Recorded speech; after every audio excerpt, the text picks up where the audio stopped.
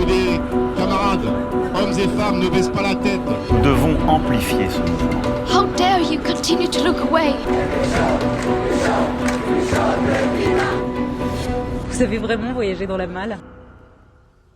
On va commencer par parler de l'Ukraine. Alors on va prendre un petit temps pour parler de Arman Soldin, qui est un journaliste de l'AFP qui a été tué hier dans une frappe russe. Apparemment, effectivement, c'était un des premiers journalistes en France à s'être porté volontaire pour aller faire des reportages en Ukraine. Ce départ bien trop tôt sonne comme le signe d'un étrange destin ou un sinistre clin d'œil français. Arman Soldin était né en Bosnie, à Sarajevo, une ville alors marquée par une vilaine guerre que l'on espérait la dernière en Europe. Sa mère devait choisir, quand il était encore très jeune, de fuir cet enfer pour trouver la paix en France. Sa volonté de reprendre le chemin des conflits le gênait parfois, lui qui se rendait très régulièrement sur le front, plus encore que d'autres. Bon, je vous invite, si vous voulez, à aller voir son Twitter ou son Instagram pour avoir une idée du travail qu'il faisait, qui est plutôt que je connaissais pas, qui est plutôt impressionnant, mais peut-être qu'on a déjà lu...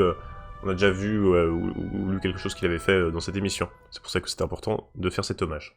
Les amis, je vous propose de passer à la suite de l'actualité internationale. On va parler de la Turquie. Élection en Turquie, avec un S, hein, bien sûr, puisqu'il y a les législatives et les présidentielles. La présidentielle. Chaque fois que quelqu'un dit les présidentielles, un journaliste politique se jette par la fenêtre. Voilà, le président sortant, Recep Tayyip Erdogan, est en tête au soir du premier tour de la présidentielle. Il n'est pas élu au premier tour, mais il est en tête. C'était plutôt inespéré. Certains sondages donnaient même son opposant, Kılıçdaroğlu, en tête, ou voire élu au premier tour. Il y a un autre candidat, c'est un ultranationaliste. C'est des gens qui étaient déçus d'Erdogan, mais qui voulaient pas voter pour lui, qui voulaient pas voter pour la gauche non plus. Alors je sais pas si c'est un petit peu compliqué de dire gauche. Alors la coalition d'opposants réunit le Bon Parti, donc un parti de centre-droit à droite. On a un parti social-démocrate, un parti islamiste et nationaliste, et on a un parti de centre-droit. Donc c'est une alliance assez composite, disons qui va de centre-gauche à droite, en passant par des islamistes. Donc c'est pas vraiment la gauche, disons que c'est une coalition anti-Erdogan, on va plutôt la présenter comme ça. Il a obtenu 49,39% des suffrages, soit plus que son adversaire crédité de 44,92% des voix. Erdogan, il est mis en ballottage cependant pour la première fois depuis son arrivée au pouvoir en 2014, faute d'avoir obtenu les 50% nécessaires pour être élu dès ce dimanche. À l'ouest d'Ankara, les grandes avenues situées aux abords du quartier général du Parti de la Justice et Développement, donc c'est le parti islamo-conservateur au pouvoir, n'appartenait plus qu'aux partisans de Recep Tayyip Erdogan. Le volume des enceintes était à fond, des pistes de danse étaient rapidement improvisées carrément. Toute la soirée, les morceaux de la musique de campagne composés en l'honneur du président, ah oui, il y a quand même des morceaux spécifiques quoi. C'est comme voter. C'est donc un pays profondément divisé qui se révèle à travers ce premier tour de la présidentielle, après 2 décennies de pouvoir sans partage pour Recep Tayyip Erdogan, d'autant que la participation a été importante, un taux de presque 90%, donc pas beaucoup d'abstention. Hein. La présidentielle se déroulait pourtant dans un contexte défavorable à l'actuel président turc, 3 mois après un double séisme qui a ravagé le sud du pays et une réaction jugée tardive et inefficace du pouvoir par de nombreux habitants. Bah, ce qui est très particulier, c'est que les élections semblent se dérouler à peu près normalement, mais qu'on est quand même dans un pays où il y a des fortes dérives autoritaires, des arrestations d'opposants, des contraintes sur la presse, un président qui s'est arrogé davantage de pouvoir. On peut faire un peu parallèle avec la Hongrie, quoi, où il y a des élections qui semblent se dérouler normalement, mais où tout le reste dysfonctionne, quoi. Ce scrutin majeur pour la Turquie, un pays de 85 millions d'habitants, est également très observé à l'étranger, le résultat ayant une influence majeure sur les futures relations du pays avec l'Occident, le Moyen-Orient ou la Russie. Vous savez que la Turquie a une position très particulière dans le concert des nations, parce que c'est à la fois un pays qui est proche de la Russie, un pays qui connaît une dérive autoritaire, qui est plutôt proche de la Russie, mais qui est également membre de l'OTAN, donc normalement allié aussi de l'Occident, vraiment très, très spécifique. Présidentielle en Turquie, Erdogan est réélu.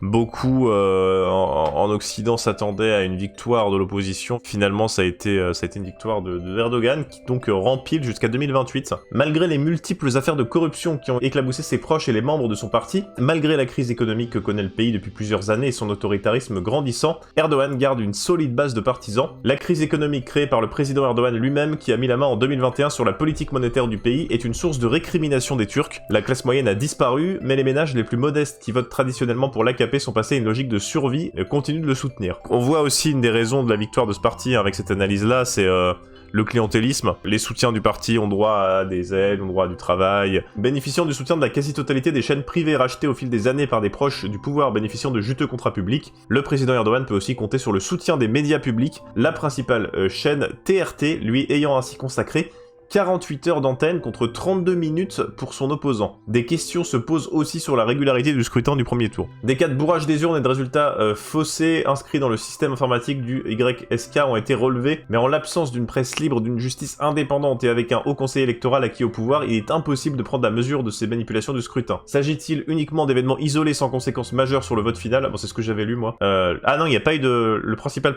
parti d'opposition, le CHP, a échoué à déployer comme promis des scrutateurs et scrutatrices dans chaque bureau de vote. Dans les zones kurdes du sud-est du pays, tenues par l'armée et les forces de sécurité, l'opposition est peu organisée et ses membres craignent de se retrouver en situation de minorité alors que des événements violents émaillent parfois ces opérations d'observation. Plus ancienne association du secteur OIV-OTSI qui forme des observatrices et observateurs citoyens se réjouit notamment que le nombre de candidatures de volontaires pour observer le second tour a été multiplié par 4, atteignant les 200 000 personnes. Une importance qui lui aura valu les foudres de Souleymane Soylu, l'influent ministre de l'Intérieur, qui a vivement critiqué le travail de l'association, accusé de terroriser les bureaux de vote. Ils viennent pour voir que tout se passe bien, c'est limite du terrorisme, effectivement. Signe d'une campagne polarisante et agressive, le même ministre avait choisi jeudi 25 mai d'amener son autobus de campagne dans les rues du quartier populaire Alevi et contestataire de Gazi à Istanbul. Ingrats, nous avons sauvé vos enfants des LGBT, il narguait le ministre, dans une volonté de provocation évidente. Ça doit être une constante, hein, chez les ministres de l'Intérieur, des immenses merdes, hein, je ne sais pas.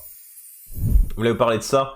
Tout de même, parce que c'est très important, il y a des nouvelles révélations sur le fonds Marianne. Les piètres candidatures du fonds Marianne de Marlène Schiappa, sur quelle base ont pu être sélectionnées les deux associations les mieux financées par cette opération lancée par la ministre Marlène Schiappa quelques mois après l'assassinat de Samuel Paty. Vous vous souvenez, hein, l'UCEP, c'était ceux qui ont reçu 355 000 € et qui ont rien fait, et Reconstruire le commun, c'est ceux qui ont reçu 330 000 € et qui ont fait des vidéos YouTube où ils disaient du mal de Anne Hidalgo. Dans le cas de l'UCEP, l'association qui a reçu la plus grosse dotation du fonds Marianne, son dossier de candidature repose sur une fiche synthétique de présentation du projet, un document Word d'une page comprenant 7 phrases.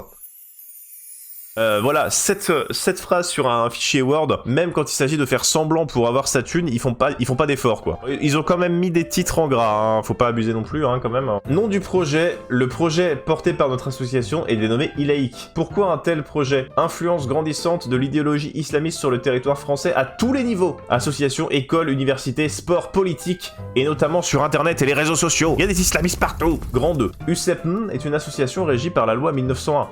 C'est très concret, on voit exactement ce qu'ils vont faire. Hein. Sujet traité. Islamisme, apologie du terrorisme, thèse islamo-gauchiste et indigéniste. Bon, il y a le mot islamo-gauchiste dans le truc, hein. Bon, c'est le printemps républicain, hein. Faut pas leur demander non plus un effort intellectuel trop important. Type de contenu, plusieurs sites internet et comptes réseaux sociaux, production de vidéos, de podcasts et d'articles de presse. Voilà, 300 000 €. 350 000 €, pardon. C'est la totalité du dossier qui leur a permis d'obtenir 350 000 €. Et ils ont rien fait avec ça, hein. Allez, il est 8h, petit point sur la gauche. Attendu au tournant, la NUPES rétrograde. On est sur les européennes là, hein. Ça va arriver. C'est dans un an, on a encore un an, on a encore le temps. Mais ça, on commence déjà à en parler, on est dans la pré-campagne, le pré-début de la campagne. Le bras de fer a commencé et il pourrait durer des mois, alors que la nouvelle Union populaire écologique et sociale se félicite d'avoir fait ses preuves à l'Assemblée nationale et d'avoir été globalement unie pendant la bataille des retraites. Elle s'empoigne sur les élections européennes de 2024. Le sujet décrit au minimum comme épineux à gauche, voire épidermique, a été mis à l'ordre du jour par l'AFI qui souhaite une liste commune aux 4 formations de gauche, donc une liste LFI, ELV, PCF, PS. Mais évidemment, les rapports de force ne sont pas les mêmes qu'à l'Assemblée nationale, donc notamment ELV et le PS ont moins d'intérêt à accepter une liste commune. La secrétaire nationale d'Europe Écologie Les Verts, Marine Tondelier, a maintenu sa position hostile à une liste commune, refusant d'ouvrir des discussions programmatiques, même si elle est pour une candidature commune en 2027. Si le sujet européen est si cher aux écologistes, c'est qu'il est au fondement politique du mouvement ELV, c'est même dans le nom. Ils aiment tellement l'Europe que c'est dans le nom de leur parti, faut pas abuser non plus. C'est pourquoi les adhérents se sont prononcés à 90% pour une liste autonome au dernier congrès. Évidemment, le rapport à l'Europe et le rapport aux relations internationales, c'est quand même... Faut pas non plus nier que c'est des grosses différences au sein de la NUP. Ça peut être mis un petit peu de côté quand il s'agit d'être à l'Assemblée nationale. Au Parlement européen, ces divergences risquent d'être un petit peu plus visibles. Alors, est-ce que les partis peuvent quand même se retrouver sur un programme commun? C'est toujours possible, hein, ça c'est la question. Mais sur les questions d'être pro-européen, les questions de relations, notamment... à la question ukrainienne, là les divergences sont quand même un petit peu plus marquées. Alors l'AFI diront non t'inquiète c'est pas marqué, mais en même temps c'est aussi dans leur intérêt de dire ça en ce moment. C'est d'ailleurs sur ce désaccord avec son parti que Jean-Luc Mélenchon avait fini par claquer la porte en 2008. Sa révélation politique se fait contre l'Europe, c'est constitutif de l'identité de LFI, et il y a encore la figure de Mélenchon qui est centrale quoi. Alors même qu'il est pas élu à l'Assemblée nationale, mais il est encore un petit peu chef d'orchestre sur ces questions-là, et puis sa parole est écoutée, sa parole est analysée, débattue. Est-ce que ça fait pas partie du problème aussi ?